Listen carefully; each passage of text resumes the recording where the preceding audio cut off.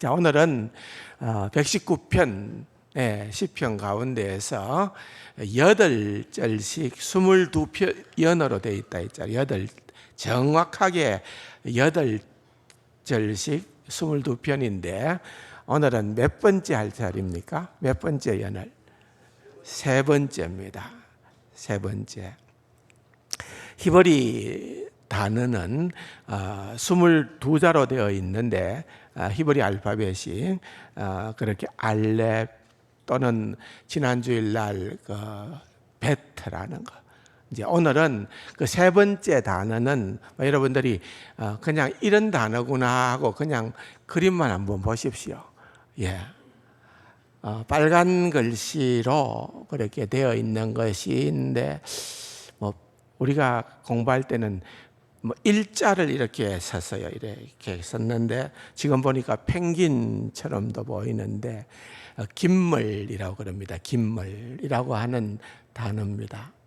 그래서 다 저 김물이라는 빨간 글씨로 된 단어가 17절에서부터 24절까지 빠짐없이 첫 단어로 등장을 하는 거예요.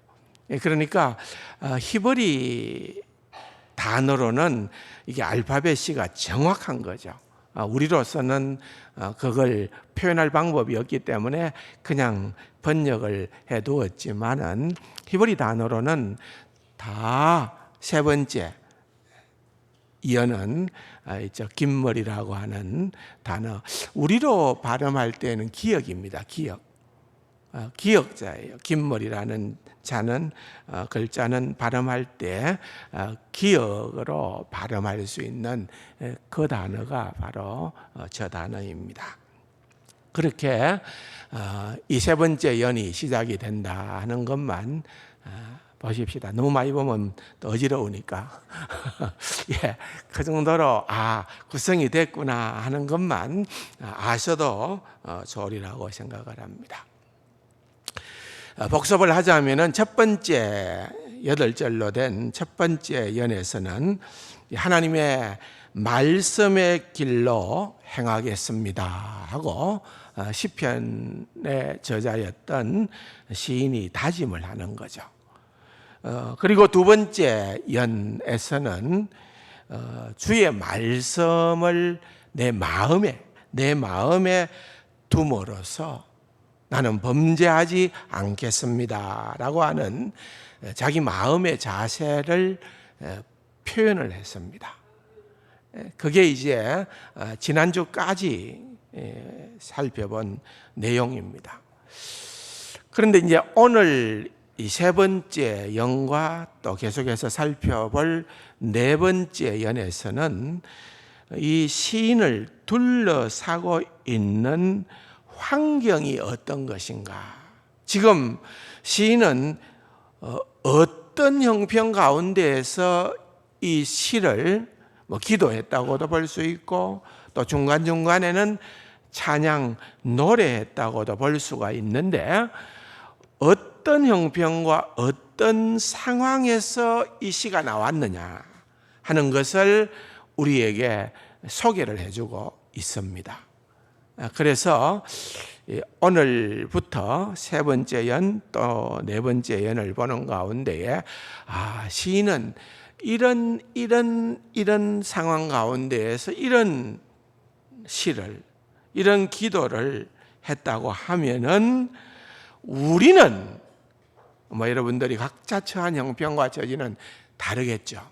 그런데 나는 어떤 기도를 과연 하고 있는가?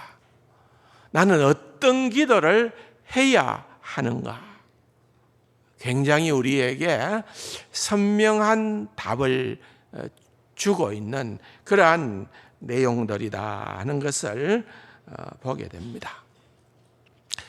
그런데 여기에 내용들을 좀 우리가 방금 그냥 읽기는 읽었습니다마는 이 내용 가운데 시인이 자신을 드러내는 암시하는 그런 단어들이 등장을 합니다.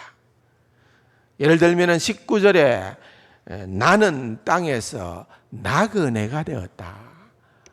나그네라는 말은 우리에게 익숙한 단어 아니에요? 나그네가 되었다는데 그냥 나그네라는 표현이라기보다는 나는 주인이 아니다는 거죠.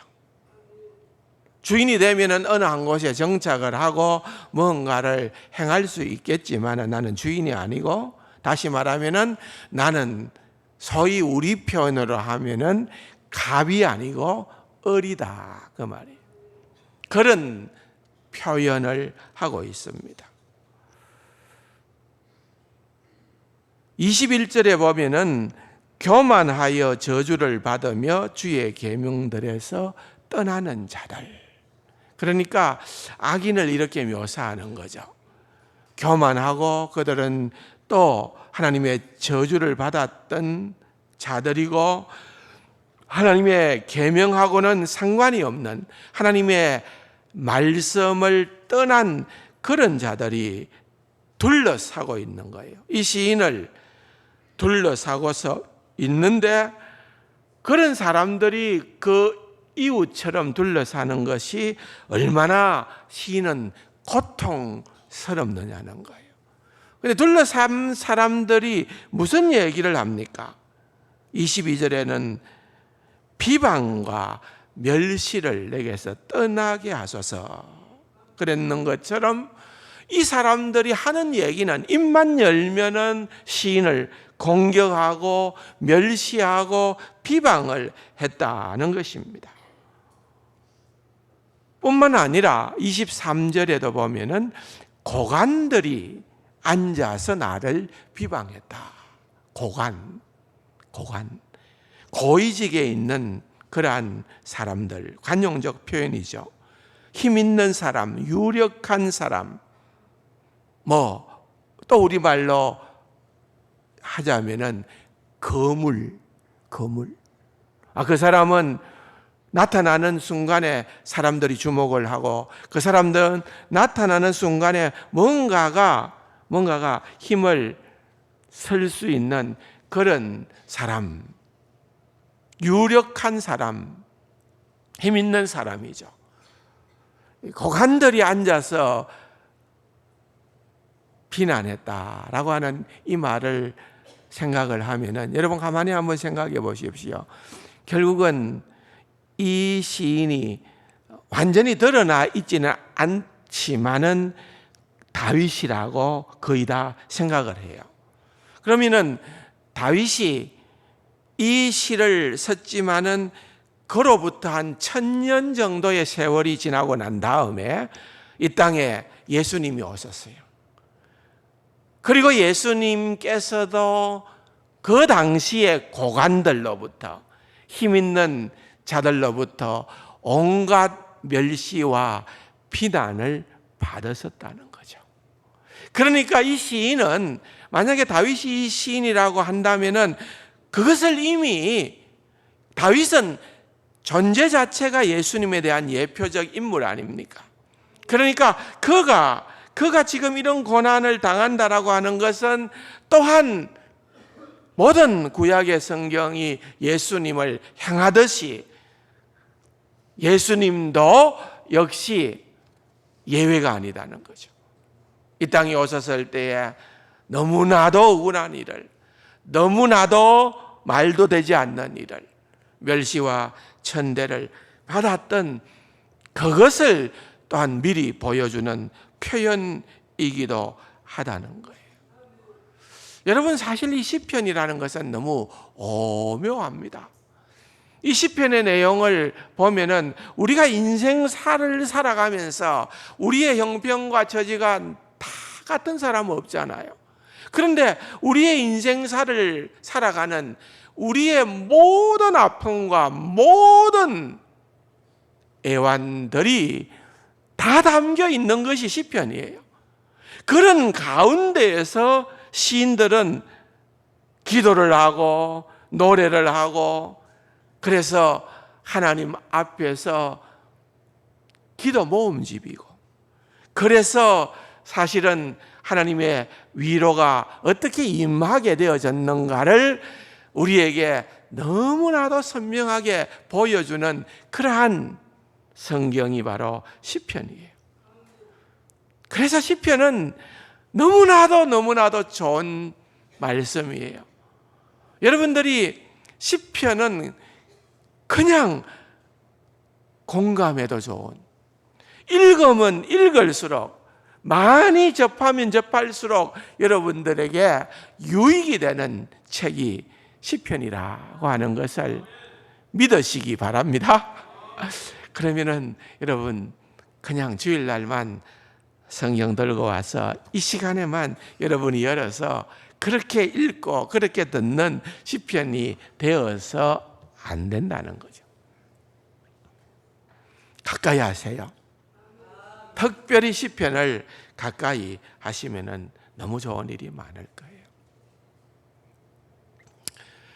이제 오늘 17절에서 24절의 이 본문도요, 참 귀한 말씀인데, 먼저 칼빈이 이 부분을 놓고 이 본문을 가지고 설교를 시작할 때에 이렇게 시작을 한 것을 여러분들에게 좀 소개하고 싶습니다.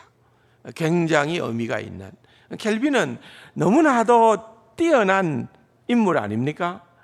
우리가 보통 우리와는 다른 급수의 분이라고 볼 수가 있는데, 그분의 글은 정말 우리가 무게감 있게 수용을 해도 좋은 그러한 말씀들이 많아요. 그런데 이 본문을 가지고 칼빈이 설교를 시작을 하면서 이렇게 시작을 합니다. 한번 들어보십시오. 우리가 우리의 삶의 목적이 무엇인지, 왜 하나님이 우리를 이 세상에 두고 양육하시는지를 안다면 많은 유익을 얻을 것이지만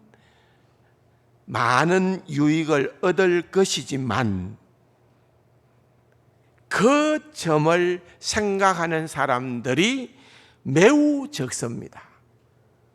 그러니까 그것을, 삶의 목적이 무엇이고 하나님께서 우리를 왜 이 땅 위에 두고 양육하는지를 좀 생각을 하면은 너무 좋겠는데, 그걸 생각하는 사람들, 그런 성도들이, 그런 그리스도인들이 매우 적다고 말입니다.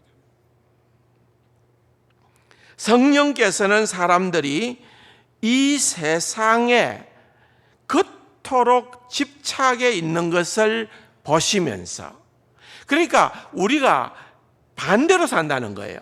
우리가 정말 집중하고 집착해야 되는 것은 하나님의 말씀인데, 오히려 우리를 적대시하는 세상, 그 세상이 너무 많거든요. 세상이 너무 좋거든요. 세상이 너무 우리를 유혹하거든요.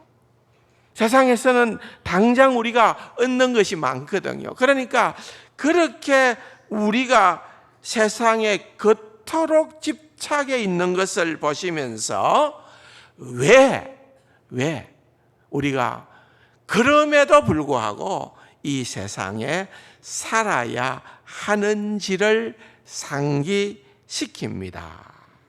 그렇게 시작을 합니다. 충분히 음미할 만한 가치가 있는 말씀이죠. 이 세상을 살아가는데 우리는 뜻하지 않는 복병들을 많이 만납니다. 너무너무 우리의 형편이 예상하지 못한 방향으로, 우리가 원치 않는 방향으로 그렇게 나갈 때도 있는 겁니다. 그런 고난의 현장 가운데에서 칼빈은, 이 본문의 말씀은 삶의 목적을 발견하기에 너무나도 좋은 말씀이다. 여러분, 그렇다고 하면은 이 자리에 그것을 발견하고 그렇게 살고 싶지 않은 성도는 저는 한 분도 없다고 봅니다.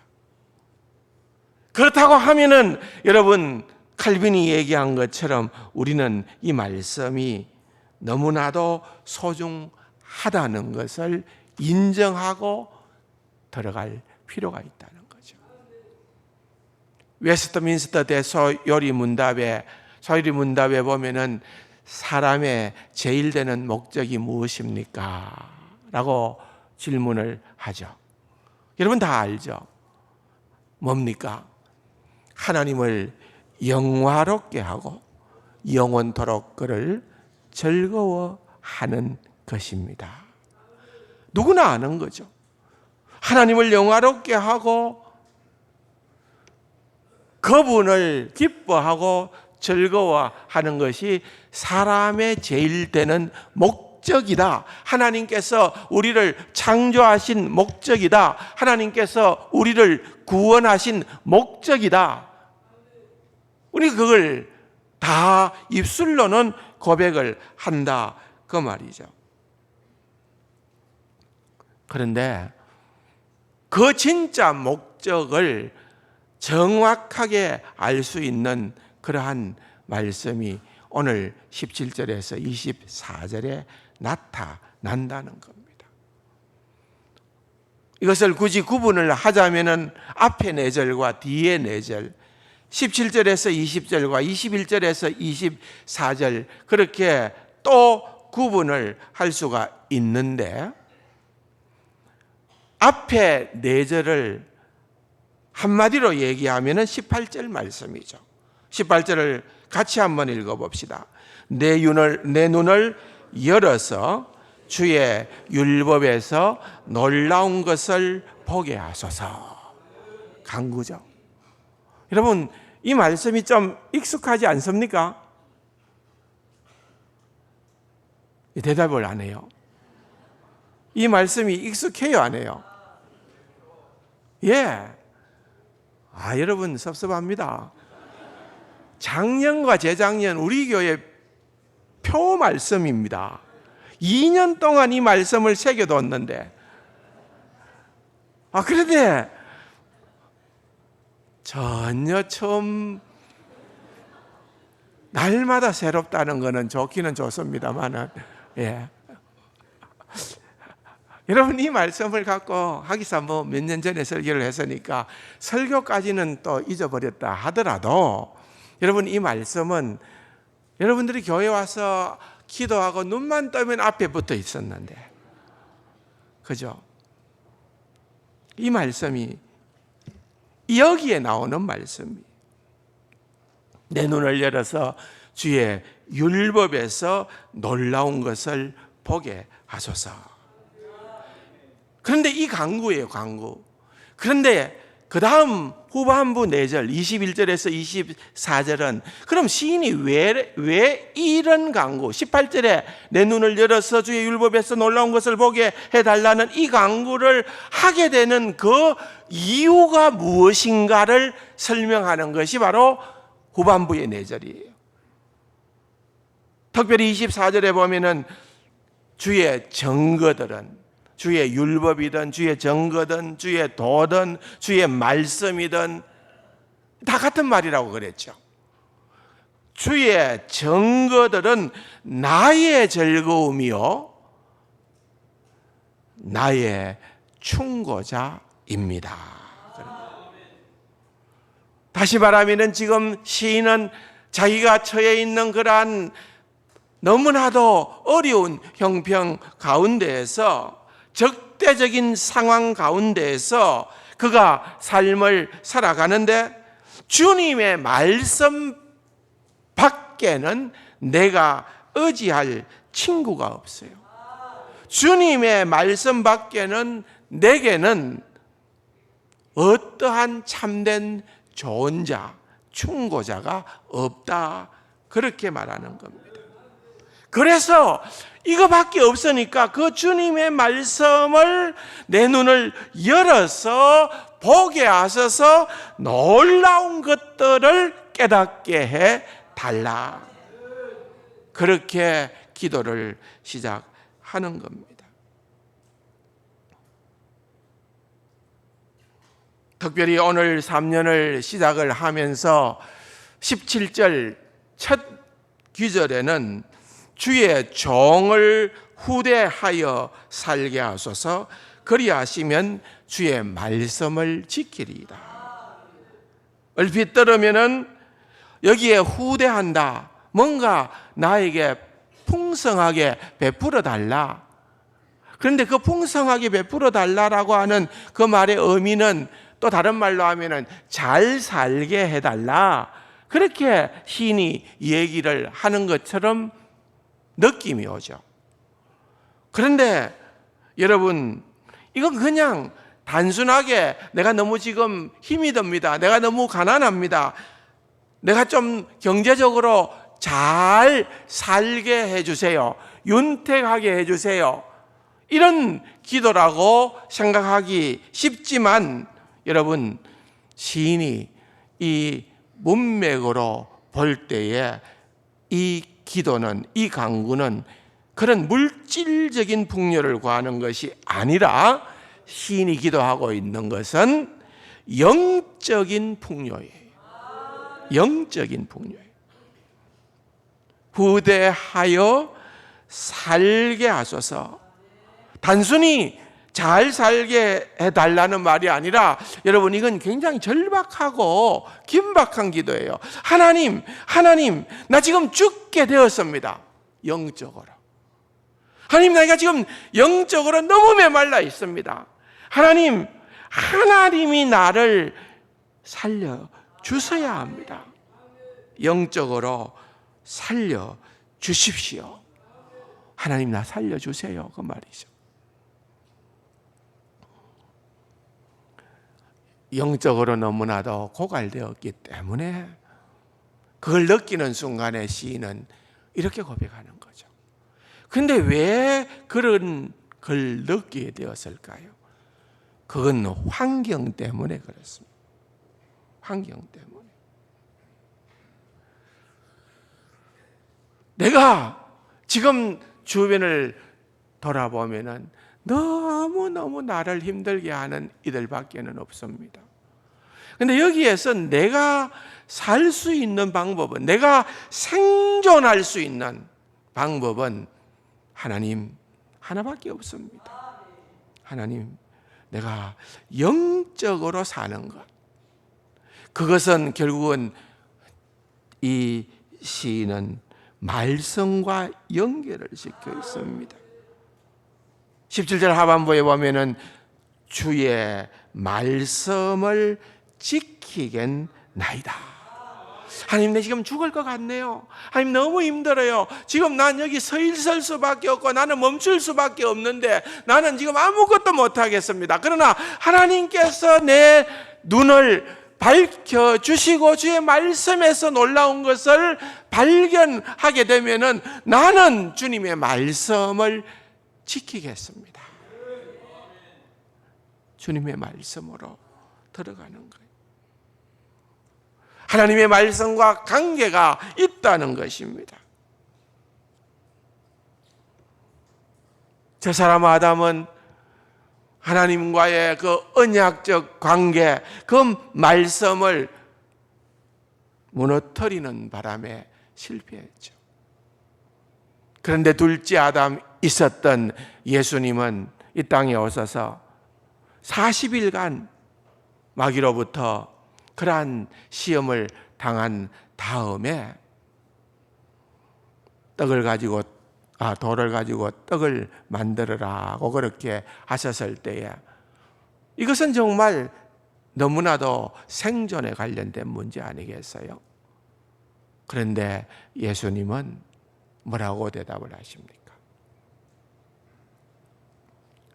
신명기서 8장 3절의 말씀을 인용을 하여서 사람이 떡으로만 사는 것이 아니고 여호와의 입에서 나오는 모든 말씀으로 사는 거야. 하나님의 입에서 나오는 말씀으로 사는 거야.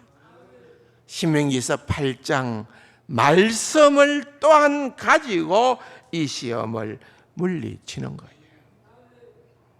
여러분, 우리는 육을 가지고 있는 존재이기 때문에 먹어야 삽니다. 이걸 부인할 수는 없어요. 그래서 주님도 제자들을 향하여 너희는 이렇게 기도하라. 주기도문을 가르쳐 주었을 때에 거기에 들어있는 내용은 일용할 양식을 주시고, 일용할 양식을 주시고, 우리의 육의 양식이 필요 없다 그 말이 아닙니다. 그런데 그것만으로 사는 것, 떡도 필요하기는 한데, 빵도 필요하기는 한데, 밥도 필요하기는 한데, 그것만으로 성도가 살아갈 수 있는 것이 아니라 더 나아가야 된다는 거예요. 한 걸음 더 나아가야 된다는 것입니다.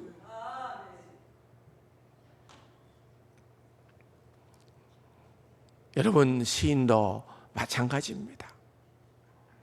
그는 지금 자기가 살 수 있는 방법은 무엇이라는 것 너무나도 명확하게 고백을 하는 거죠. 하나님, 저는 좀 영적으로 풍요로워지고 싶네요. 하나님, 이 영적인 풍요로움이 내게 정말 흘러 넘쳐서, 차고 넘쳐서, 충만하여서 내게로부터 좀 다른 사람에게까지 흘러가기를, 영향력을 미치기를 소망합니다. 시인은 그 마음이 있었던 거예요. 여러분도 그 마음이 있죠? 예, 있기를 바랍니다. 여러분들이 사막처럼 메마른 것이 아니고요, 여러분들의 영혼이 정말 하나님의 이 영적인 말씀으로 충만해져서 차고 흘러 넘치는 은혜가 있기를 바라는 거예요. 또한 주목해야 되는 말씀이 있는데, 여기 보면은 주의 종을 후대하여, 시인은 자기를 뭐라고 표현하는가 하면은 주의 종이라고 그래요. 여러분, 17절만 그런 것이 아니고 23절에도 중간에 보면은 주의 종은, 자기 자신을 얘기하는 거죠. 주의 종은 주의 율례들을 작은 목소리로 읊조리나이다. 자기를 그렇게 주의 종이라고 말하는데, 이것은 하나님과 언약 관계로 맺어진 자신의 정체성을 아는 거예요. 나는 하나님과 언약 관계를 맺은 자다. 나의 주인은 하나님이라는 거예요. 하나님이라는 거예요. 여러분, 세상은 고약한 주인들이 너무너무 많죠. 그런데 하나님은 너무나도 선하신 주인이십니다. 하나님은 우리에게 정말 너무나도 모든 것이 되는 그러한 주인이라는 거예요.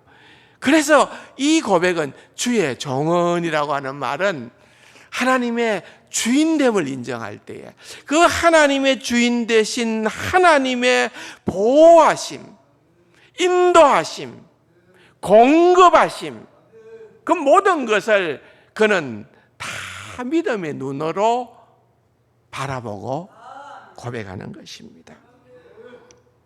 나는 하나님의 언약 가운데 있는 사람이다. 그렇기 때문에 하나님, 나를 영적으로 풍요롭게 해주세요. 후대하여 주세요. 그럴 때 기대하는 것이 바로 18절 말씀이에요.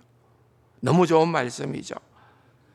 내 눈을 열어서 주의 율법에서 놀라운 것을 보게 하여 주시옵소서. 그가 구체적으로 하는 요구가 바로 이겁니다. 하나님, 내 눈을 열어서 하나님의 율법에 놀라운 것을 볼 수 있게 해 주십시오.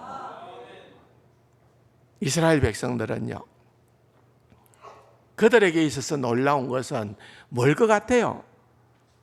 이스라엘의 역사 가운데 제일 놀라웠던 일이 뭘까요? 출애굽 사건이죠. 출애굽. 그래서 엑스도스라 그러잖아요. 영광의 탈출.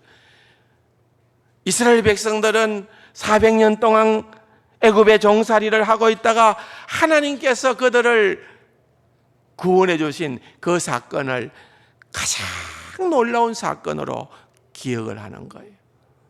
그것뿐만 아니죠.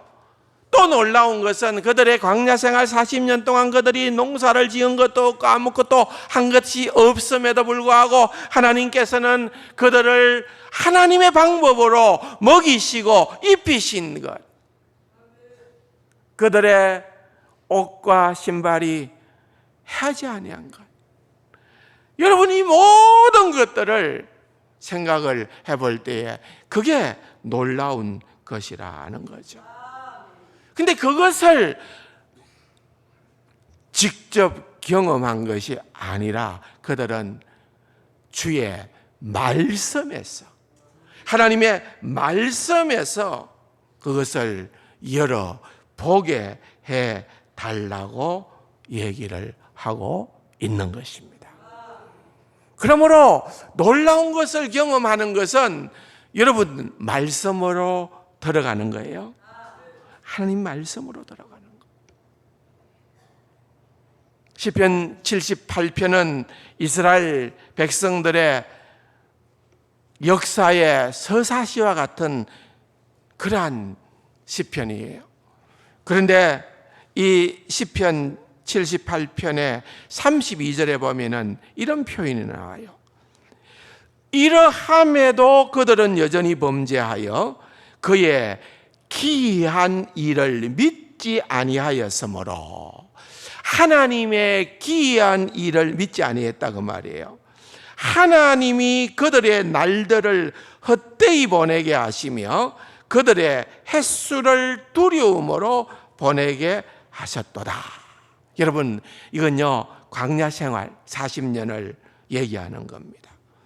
그들이 범죄를 계속해서 합니다. 그런데 하나님은 그럼에도 불구하고 하나님은 계속적으로 그들에게 선하게 기적을 베풀어 주셨습니다. 그런데 특별히 여기에 보니까 그의 기이한 일들을 믿지 않았다 그랬습니다. 그들 눈앞에서 매일매일 하늘로부터 만나가 임하게 되어지고 메추라기가 임하게 되어지고 하나님께서 구름 기둥과 불 기둥으로 그들의 길을 인도하게 되어지고 반석을 터뜨려 물이 나오게 하고 그들의 목전에서 하나님께서 기이한 일을 행했음에도 불구하고 그걸 보면서도 믿지 않았다는 거예요. 결국은 하나님이 어떻게 하셨다는 겁니까? 하나님이 그들의 날들을 헛되이 보내게 하셨고 그들의 햇수를 두려움으로 보내게 하셨다는 거예요. 무서운 얘기죠. 여러분 우리가 인생을 살아가면서 어려운 일이 있고 힘든 일이 있을 때마다 하나님, 주님 그렇게 부를 때에는 우리에게는 기대감이 있는 거예요. 하나님께서 이 어려움을 해결해 주실 게다.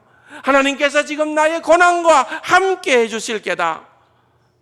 그렇기 때문에 우리는 주님을 부르는 거예요. 그런데 그런 기대감이 아니라 하나님이 너무 무서워. 하나님이 내한테 나타나면 나는 어떻게? 그 말이거든요.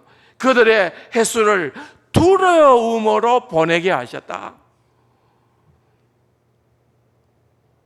하나님을 찾을 수가 없는 거예요.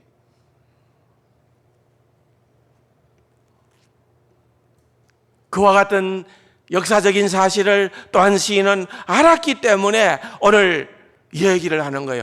하나님, 하나님, 내 눈을 열어서 주의 율법에서 하나님의 놀라운 것들을 보게 하여 주시옵소서. 내 영안이 열리게 하여 달라는 기도인 겁니다. 여러분 영안이 열리느냐 열리지 않느냐 하는 것은 사실은 너무 중요해요. 이건 그냥 열리면 좋고 안 열려도 되고가 아니라 여러분 이것은 우리의 생사, 죽고 사는 문제입니다. 그 얘기를 하고 있는 거예요. 여러분 시인이 그냥 허접한 사랑 같아 보입니까? 아니죠. 이 시인은 다윗이라도 그렇고 그렇지 않다 하더라도 여러분, 이 시인이 고백하고 있는 이 기도의 내용들을 우리가 접하게 되어질 때에 시인은 굉장히 신앙에 성숙한 사람 같아 보여요. 수많은 기도를 통하여 하나님의 기이한 일들을 경험한 사람 같아요. 하나님의 말씀에 능통한 사람 같아요. 요즘 말로 할 것 같으면 신학 공부를 많이 해서 석박사 학위들도 있고 또한 남을 가르치는 일을 너무나도 잘하는 그런 사람일 수도 있어요. 성경을 나는 10번을 통독했다, 20번을 통독했다, 100번을 통독했다, 이렇게 얘기할 만한 사람일 수도 있어요. 보통 이런 사람들은요, 내가 성경도 이렇게 많이 읽었고, 내가 기도도 이렇게 많이 했고, 내가 이렇게 많은 경험도 체험도 있고, 이러면은 보통 어떻게 하나님 앞에 나가는 줄 압니까? 교회 오면은 하나님 안녕하세요.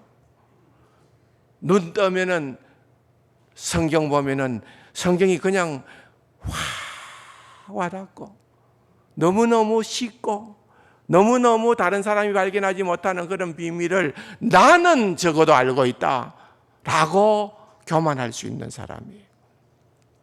근데 여러분, 이 내용, 이 18절의 내용은 여러분 아무리 뜯어보아도 어떤 말씀인가 하면은 정말 어린아이처럼, 정말 이것은 눈먼 자처럼, 맹인처럼 나는 보이지 않습니다. 하나님, 나는 내가 어떠한 자이든지 간에 나는 볼 수가 없습니다. 하나님께서 내 눈을 열어주셔야만, 하나님께서 열어주셔야만 내가 주의 말씀에서 주의 놀라운 것을 보게 됩니다. 하나님 살려주세요. 하나님, 이거 외에는 다른 방도가 없다는 겁니다. 이게 우리의 태도이어야 될 줄로 믿습니다. 여러분, 우리가 제일 중요한 것은 하나님은 겸손한 자를 복 주시는 하나님이시다는 거예요. 우리 모두가 말씀에 겸손하게 무릎을 꿇고, 여러분 한번 이 기도를 해보고 싶지 않습니까? 여러분의 일생에 이 기도가 순간순간 나에게 반복되어지기를 원하지 않습니까? 사실 여러분, 오늘 제가 전반부는 다 하고 후반부로 넘어가야 되는데 아직 반밖에 안 했는데 전반부가 마쳤습니다. 시간이 다 됐습니다. 못하면 다음에 하면 되죠 뭐. 예. 2번에 못하면 3번에 하면 되고, 사실 저는요, 이 말씀이 119편의 말씀이 너무너무 좋아가지고 자꾸만 저 혼자서 말씀 준비하다 보니까 저는 말씀 준비를 어디까지 해놨는가 하면 8째 영까지 해놨어요. 예. 한참 진도를 나갔습니다. 근데 저는 제 속에는 그 8째 영까지 했던 그 말씀의 그 놀라운 풍성함이 스며들면서 지금 2번째, 3번째 연을 말씀하고 있는 거예요. 만약에 제가 지금 22번째 연까지 다 해놓고 하면 더 또 다르겠죠. 여러분, 이 말씀의 비밀은 끝이 없는 줄로 믿습니다. 하나님 말씀으로, 오직 말씀으로 우리는 서야 될 줄로 믿습니다. 시인은 이것이 나의 영혼이 사는 그 길임을 깨달았기에 이러한 고백을 하게 되고, 이 고백이 오늘 기록으로 우리에게 전수되어서 저와 여러분의 동일한 신앙의 고백이 되어질 줄로 믿습니다. 이 말씀을 더 가까이 하는 귀하고 복된 우리 세간 가족들 다 되기를 주님의 이름으로 축원합니다. 좋으신 아버지 하나님, 이 말씀이 정말 살아 움직이도록 우리의 영안을 열어주시옵소서. 성령님의 조명하심이 우리에게 강력히 임하여 주옵소서. 존귀하신 예수님의 이름으로 감사기도 드립니다. 아멘.